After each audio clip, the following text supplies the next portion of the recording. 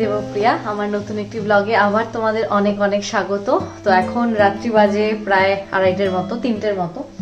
তো একদম সব সেট আপ, আমাদের এখন যাওয়ার পালা। সেই এখন লং জার্নি শুরু। তো এখান থেকে ম্যাড্রিড থেকে ইন্ডিয়া, আর মাঝখানে জেড্ডা আছে। তো পুরো জার্নিটা তোমাদের সাথে শেয়ার করব। দূরপাল্লা জার্নি কিরকম হচ্ছে সেই পুরো এক্সপিরিয়েন্স তোমরা দেখতে পারবে।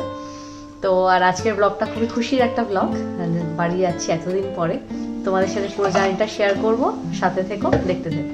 তো আমরা কিন্তু সব গুছিয়ে নিয়ে একদম রেডি। আর আমাদের লাগেজ ছিল দুটো সুটকেস আর 2টো কেবিন লাগেজ। তো এবার যেহেতু 40 দিনের জন্য যাচ্ছি, খুব একটা যে জামা কাপড় নিয়েছি তা নয়, তাই জন্য কিন্তু আমাদের এবার জার্নিটাও খুব ইজি ছিল। তো তারপরে রাত্রিবেলা যখন তোমাদের বললাম তখন তো 3টে বাজে।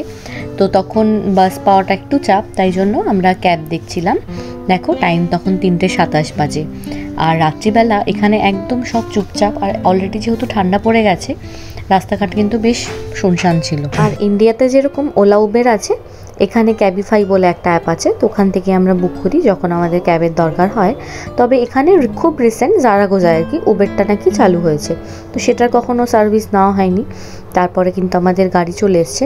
তবে আমাদের বাড়ির থেকে বাস স্টেশন খুব কাছে, মানে যদি এত রাত না হতো এবং ঠান্ডা না হতো আর লাগেজ যদি না থাকতো আমরা কিন্তু হেঁটেই যেতাম। যেহেতু লাগেজ আছে তো তাই জন্য আমরা কিন্তু গাড়িটাই বুক করেছিলাম। আর রাস্তাঘাট কিন্তু দেখতেই পাচ্ছ খুব ফাঁকা। তবে এই সময় কিছু কিছু নাইট ক্লাবগুলো ওপেন থাকে, তো সেই জন্য কিছু ভিড় সেটার থাকে। তারপরে দেখো এই যে আমরা বাস স্টপে চলে এসেছি, এবং এখানে সামনে বাস স্টপ আছে আর পেছনে স্টেশন আছে একই সাথে। আর এখানে হচ্ছে এরকম সব লেখা থাকে কখন কোন বাস আসছে। আমাদের যেরকম বাসটা একটু পরে ছিল, আমরা এখানে কিছুক্ষণ ওয়েট করেছিলাম। তারপরে এখানে কিছু কিছু বাস আছে, ফ্লেক্সি বাস, আলসা। তো এবার এই আলসাই আমরা চুজ করেছিলাম। এই দুটো বেশি চলে ইউরোপে, হোল ইউরোপে। তো আর বাসগুলো এখানে যেরকম আমাদের ভারতে ভলভো বাসগুলো হয়, এখানে নর্মাল বাসগুলো কিন্তু ভলভোর মতো, খুব সুন্দর এবং কমফি। তারপরে আমাদের সেই 3.5 ঘন্টার জার্নি ছিল। তারপরে যে আমরা ম্যাড্রিড এয়ারপোর্টে নেমে গেছি, এবং ম্যাড্রিড এয়ারপোর্টটা কিন্তু অনেক, এই জন্য আমরা সবসময় হাতে একটু টাইম নিয়ে কিন্তু আগে পৌঁছে যাই। তো পৌঁছে গেলাম সেই প্রায় 4 ঘন্টার বাস জার্নি জারাগোজার থেকে। ট্রেন হচ্ছে ভালো একটা অপশান, 1.5 ঘন্টার মতো, 2.25 ঘন্টার মতো লাগে। বাট অত সকালে ট্রেনটা অ্যাভেলেবেল ছিল না। আর বাসের একটা সুবিধে যারা আসবে আর কি, সেক্ষেত্রেও মাদ্রিদে বাসটা একদম এয়ারপোর্টেই থামায়। তো আর কোথাও তোমাকে ট্রাভেল করতে হবে না। বাস থেকে নেমে ডিরেক্ট আমরা এয়ারপোর্টে চলে এসেছি। এবার হচ্ছে আমাদের টার্মিনাল 4 এটা, আর আমাদের যেতে হবে টার্মিনাল 1। আর মাদ্রিদ এয়ারপোর্টটা হচ্ছে বিশাল বড়। তো এখন আমাদের সেই রাস্তা বের করে যেতে হবে। আর আমরা নেমেছিলাম টার্মিনাল 4-এ, সেখান থেকে আমাদের টার্মিনাল 1-এ যাওয়ার পালা। এবং যেরকম আমাদের স্টেশনে এয়ারপোর্টে চায়ের দোকান থাকে, এখানে কিন্তু সেটা নয়। তো এখানে এরকম স্টল থাকে, নিজে বানিয়ে নিয়ে নিতে হয়। তো অভিজিৎ এখানে এসে 1 কাপ কফি নিয়েছিল, কারণ আমরা রাত জেগেছি আর বাসে তো সেরকম একটা ঘুম হয় না, তো কফিটা কিন্তু মাস্ট। তারপরে আমরা চলে যাচ্ছিলাম যে টার্মিনাল 4 থেকে এবার 1-এ যেতে হবে। আর বিশাল বড়, ওই জন্য এই যে এই সাইডে দেখো বাস কিছু দাঁড়িয়ে আছে এই যে রাস্তায়। তো আমাদের এখন সেই দিক দিয়েই আর কি লিফটে করে ওখানে যাব। বেশ ওই বাসে করে টার্মিনাল 1 পৌঁছে যাব এই আপাতত। তারপরে 1-এ গিয়ে কিছুক্ষণ তো বসে থাকতে হবে, কারণ আমাদের ফ্লাইট 3টের দিকে না। তো এখনও বেশ অনেকটা, প্রায় একটা মানে পুরো বেলা। তাও 3টে মানে আমাদের মোটামুটি সব কিছু শুরু হয়ে যাবে 12টার দিক থেকে, 12টা, বিকজ অনেক কিছু আছে। তো ওই জন্য আর 2 ঘন্টা মানে বসতে হবে। তো লেটস গো। আর এখান থেকেই বাসে করে কিন্তু প্রায় 20 মিনিটের মতো পথটা ছিল টার্মিনাল 1-এর। তো বেশ একটা লং জার্নি। তারপর আমরা পৌঁছে গেছিলাম। আর আজকে মানে এতটা টায়ার্ড, ঘুম হয়নি, কিন্তু তারপর একটা মনে মনে আনন্দ ছিল, কিন্তু মানে বাড়িতে যাচ্ছি। আর আজকে কিন্তু বাড়িতে নয়, দিল্লি যাচ্ছি। দিল্লিতে আমার ননাসের বাড়ি, মানে অভিজিতের দিদি। তো সেখানে কিন্তু আমাদের প্রথম আজকে যাওয়া, সেটাও তোমরা দেখতে পারবে একটু পরে। তারপরে আমাদের সব সিকিউরিটি চেকিং হয়ে গেছে। আমরা তারপর ডিউটি ফ্রি শপটা একটু ঘুরে দেখছিলাম। সব জায়গায় তবুও দেখতে কিন্তু খুব ভালো লাগে। তারপরে আমরা এখানে একটু খেয়েও নিয়েছিলাম, কারণ খিদেও পেয়েছিল। তো সব কাজ মোটামুটি একদম শেষ, চেকিং সব ডান। এখন হচ্ছে গেট এখনও দেয়নি, আমরা একদম ভেতরে চলে এসেছি, ইমিগ্রেশনও কমপ্লিট। এবার আমরা গেট দিলে গেটে চলে যাব। এখন বসবো, কিছু খাওয়া দাওয়া করবো। জার্নিটা আস্তে আস্তে অনেক কাছে পৌঁছচ্ছি, ভালো লাগছে। বাট এখনও যদিও 12 ঘন্টা বাকি। তো লেটস গো। তারপরে একটু বসে জিরিয়ে নিচ্ছিলাম, আর অভিজিৎ 2-4টে খাওয়ার দোকান দেখে এসেছিলো কোথায় খাওয়া যায়। তারপর দুজন মিলে আমরা এটা চুজ করেছিলাম, লা বাইরা বলে একটা এখানে এরকম রেস্টুরেন্ট কাম বারের মতো আছে। কারণ এখানে ওই ম্যাকডোনাল্ডস বার্গার যেগুলো আর আমরা খাই নর্মালি, সেগুলো না এখানে এখনও ওপেন হয়নি। তো এরকম একটা ছিল, তো আমরা এখানে 20.30 ইউরোর মতো হয়েছিল, সেটা প্রায় ভারতীয় টাকায় কনভার্ট করলে 1800-1900 টাকা। এই এয়ারপোর্ট মানেই সব কিছুর দাম একটু বেশি, সেটা যে দেশেই হোক না কেন, সব জায়গায় কিন্তু একই। খাওয়া দাওয়া তো হয়ে গেল, এবার আমরা আর 1 ঘন্টা পরেই ফ্লাইট, তো এরপরে চলে যাব গেটে। তারপর তো ফ্লাইটে মানে দূরপাল্লার ফ্লাইটগুলো একটু অন্যরকম হয়, আর যেহেতু মানে টোটাল ফ্লাইট জার্নি আমাদের 12 ঘন্টার, তো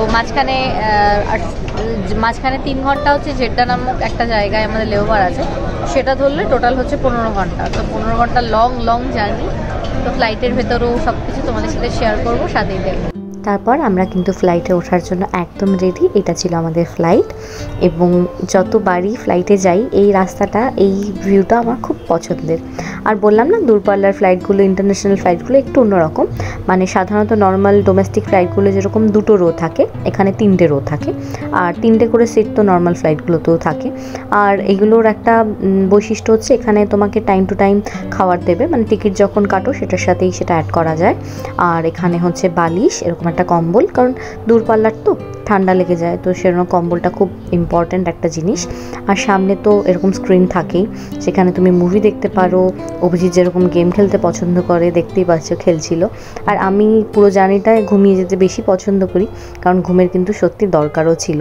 আর এত বড় একটা জার্নি না, 5 ঘন্টা ফ্লাইটে বসে থাকা, আমি ঘুমিয়ে মানে ওই বোরনেসটাকেও কাটাই বলা যেতে পারে। তো দেখো, প্রথমে জুস দিয়েছিল, জুসের সাথে পরে কিন্তু অন্য খাওয়ারও এসছে।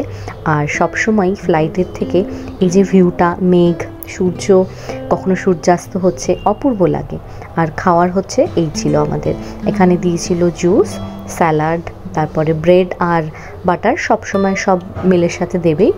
আর এখানে হচ্ছে স্যালাডটা একটু অন্যরকম ছিল, আর রাইস আমরা নিয়েছিলাম, পাস্তার অপশন ছিল, বাট আমরা চুজ করেছিলাম চিকেন রাইস। তো চিকেন রাইসটা ভালোই ছিল, তবে এয়ারলাইন টু এয়ারলাইন ভ্যারি করে। আমরা এবার যে এয়ারলাইনটা এসেছি সেই এয়ারলাইনটা খাওয়াটা মোটামুটি ছিল। তারপর আমরা কিন্তু জেড্ডায় নেমে গেছিলাম। এবার জেড্ডা এয়ারপোর্টে আমাদের সিকিউরিটি চেকিং হয়ে গেছে, এবার আমরা ফ্লাইটের উদ্দেশ্যে যাচ্ছি। তারপরে একবারে এবার 5 ঘন্টা ফ্লাইট জার্নি, তারপর দিল্লি যাত্রা প্রায় শেষের পথে। আর জেড্ডা হচ্ছে অনেক বড় একটা শহর, এবং এয়ারপোর্টটাও কিন্তু খুব সুন্দর ছিল। এটা হচ্ছে সৌদি আরবে একটা জায়গা জেড্ডা। আর এখান থেকে নাকি ওই মক্কা মদিনাটা কাছে, ওই জন্য প্রচুর লোক হজ করতে আসে যারা আর কি মুসলিম। তো এখানে কিন্তু তাদের প্রচুর ভিড় ছিল, তো সবাই আর কি হজ করে হয়তো ফিরছিল, কারণ দিল্লিতেও অনেকে থাকে। তো এখানে কিন্তু বেশ সুন্দর, তবে এয়ারপোর্টটা কিন্তু খুব ভালো ছিল, খুব ভালো লেগেছে। কারণ প্রথমবার আমরা জেড্ডা এয়ারপোর্টে এসেছি, কারণ এর আগে আমরা দুবাই, আবুধাবি হয়ে এসেছি, এটা আমাদের প্রথমবার ছিল জেড্ডা। তো আমরা কিন্তু সুন্দর করে এয়ারপোর্টটা একটু এক্সপ্লোর করেছিলাম। তবে এখানকার এয়ারপোর্টের অনেক নিয়ম আছে, মানে অন্যান্য শহরে ডিউটি ফ্রি সবগুলো যেরকম হয়, এই জেড্ডায় কিন্তু অন্যরকম ছিল। এখানে যেরকম এই যে আমরা ডিউটি ফ্রি ঘুরছিলাম, তো এখানে প্রচুর ডেটস ছিল। এটা তো খেজুরের জন্য বিখ্যাত না, তো আমরা কিন্তু দেখছিলাম, নিইনি, কারণ আমরা খুব একটা খেজুর খেতে পছন্দ করি না। তো তারপরে আমরা এখান থেকে শুধু একটা চকলেট নিয়ে নিয়েছিলাম, কারণ আমার একটু মিষ্টি ক্রেভিং হচ্ছিল। তো এবার হচ্ছে আমরা ফ্লাইটে উঠছি, হয়ে গেল চেকিং, এবার একদম 5 ঘন্টা পরে দিল্লি। Let's go.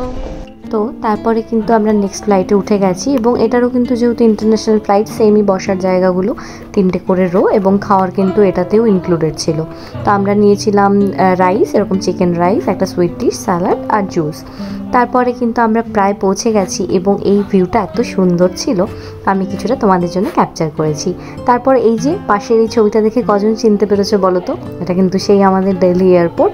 আমরা একদম পৌঁছে গেছি, এবং এই খুশিটা কিন্তু অন্যরকম। তো আমরা এখান থেকে লাগেজ কালেক্ট করছিলাম, আর খুব ভিড় ছিল জানো, প্রচুর ভিড়। তো তারপরে অভিজিৎ কালেক্ট করছিল, আর আমি এখানে সেটাই তোমাদের সাথে শেয়ার করছিলাম।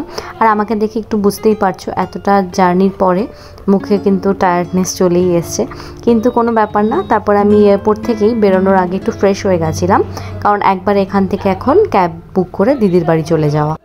আর পুরো জার্নিতে আমাদের এক্সপিরিয়েন্স কিন্তু ভালো ছিল, কারণ মাঝে মাঝে এয়ারলাইনগুলো একটু উল্টোপাল্টা হয়ে গেলে পুরো জার্নিটা তোমার খারাপ হয়ে যায়। তো ওই জন্য বুক করার আগে সব সময় ভালো করে চেক করে নেবে।